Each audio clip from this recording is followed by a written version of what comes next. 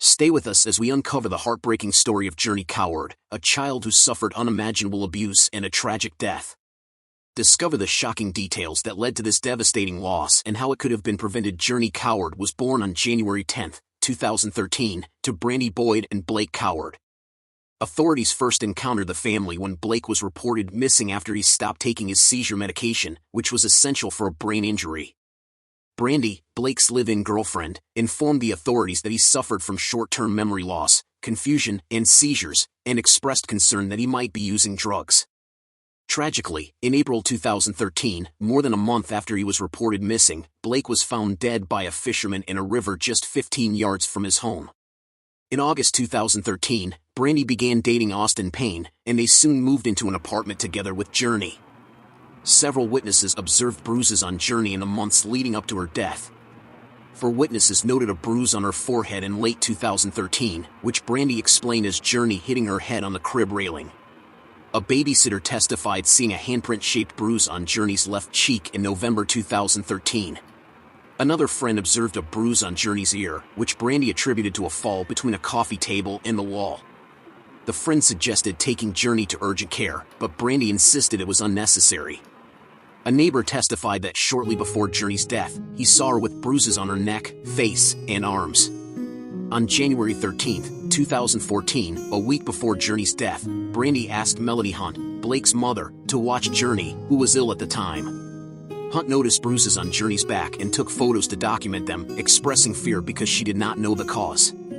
Hunt shared the pictures with her husband and daughter, telling her husband that she would call the police if Journey had new bruises later in the week.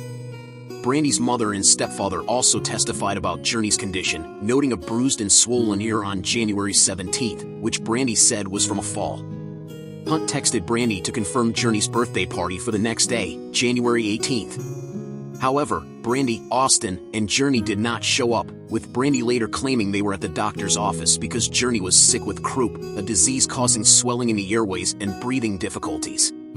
Medical records, however, showed that Journey had not visited her pediatrician or the urgent care in January 2014. A neighbor testified that on January 21, Austin and Brandy banged on his door with Journey in Austin's arms, asking for a ride to the hospital because Journey had stopped breathing. The neighbor agreed and noted that Journey appeared unwell, pink, and stiff. Journey was pronounced dead at 10:27 p.m. An autopsy revealed severe injuries to Journey's head and abdomen, both sufficient to cause death independently. Her head injuries included a fractured skull, internal bleeding, and bruises on her scalp, while her abdominal injuries included a torn stomach and liver, fractured ribs, and external bruises. The medical examiner testified that these injuries were caused by direct force, not CPR. In addition to the fatal injuries, the autopsy revealed a fractured arm and leg, a prolapsed rectum, and numerous bruises. The examiner estimated the arm fracture to be 1 to 2 weeks old and the leg fracture 1 to 6 weeks old at the time of death, caused by a shearing force like grabbing and shaking. The examiner could not date the rectal injury but stated it was caused by abdominal pressure. The day after Journey's death, investigators searched Austin and Brandy's apartment, finding a bloody bath towel, baby outfit, and baby pillow. During interviews, Austin and Brandy provided inconsistent accounts of the events leading to Journey's death. Austin claimed he fed Journey around 9 a.m. and that she later refused to eat when Brandy tried. Both said they put Journey down for multiple naps and gave her a bath. They also claimed Journey spit up formula that smelled bad, suggesting it was spoiled.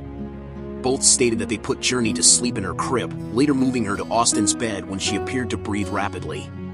Austin and Brandy said they fell asleep and woke to find Journey not breathing, prompting Austin to perform CPR despite lacking proper training. Investigators testified that Austin and Brandy's explanations did not account for Journey's extensive injuries. They claimed Journey's ear injury occurred days earlier when she struck it on a coffee table. Brandy admitted not signing in at urgent care due to long waits. Austin stated he shook Journey's shoulder to wake her when she wasn't breathing, accidentally striking her head on the door.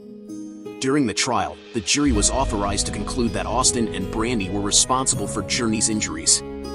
Their inconsistent statements failed to explain the severity of Journey's injuries. Evidence of Brandy's drug use was also presented, suggesting she prioritized drugs over caring for her child. A witness testified that Brandy frequently used meth, unprescribed Xanax, and marijuana, and would often send people away to use drugs. The jury found both Austin and Brandy guilty of felony murder, cruelty to children in the first degree, and aggravated battery. They were sentenced to life in prison without the possibility of parole. Journey's funeral was held at the church at Liberty Square in Cartersville. Her paternal grandparents, Melody and Alan Hunt, expressed their shock and sorrow, unable to comprehend how someone could harm a baby. They recounted their struggles to see Journey after Blake's death and their horror at seeing her bruises. Journey's tragic story highlights the devastating consequences of child abuse and the importance of protecting vulnerable children. Now, let's turn to another heartbreaking case involving a young child. This is the story of Athena Angelus, a 3-year-old girl from Connecticut. More than a month before her death, a pediatrician reported injuries and bruises on Athena's face. Despite repeated visits from child welfare workers, no action was taken to protect her. In October 2011, a visit to Athena's home revealed she had 2 black eyes and a swollen face, unable to open her eyes. The social worker suggested her mother, Rosa, take Athena to a clinic, which led to the doctor reporting the injuries to Child Services. Rosa claimed Athena had tripped over a toy and hit her nose on the bed railing. However, Rosa's changing stories and the severity of Athena's injuries indicated otherwise. It was later discovered that Rosa was covering for her boyfriend, Freddie Alexander Chingo Riz. Freddie admitted to police that while Rosa was at work, he lost patience with Athena during dinner and hit her in the forehead, causing severe injury. In November, Athena was hospitalized again for cuts on her head requiring staples. Less than 24 hours later, she was back in the hospital with bruises and internal bleeding, having been hit by Freddie again. Freddie was arrested and charged with manslaughter. He admitted to abusing Athena multiple times, including on the day of her death. Rosa was also arrested and charged with manslaughter. In December 2011, a candlelit vigil was held in Athena's honor, attended by over 300 people. Freddie pled guilty to first-degree manslaughter, first-degree assault, and risk of injury to a minor under the Alford Doctrine, acknowledging sufficient evidence for conviction while disputing the prosecution's account. Athena's father, Hugo Angelus, gained custody of her surviving sibling and sued the Department of Children and Families for failing to act on the signs of abuse. Athena's autopsy revealed multiple injuries, including blunt traumatic chest and abdominal injuries, broken ribs, and internal bleeding. Freddie was sentenced to 29 years in prison, while Rosa pled guilty to reduced charges and received a 6-year sentence. This tragic story underscores the critical need for vigilant child protection and the devastating impact of neglect and abuse. Thank you for watching, and may the memories of Journey Coward and Athena Angelus remind us all of the importance of safeguarding our children.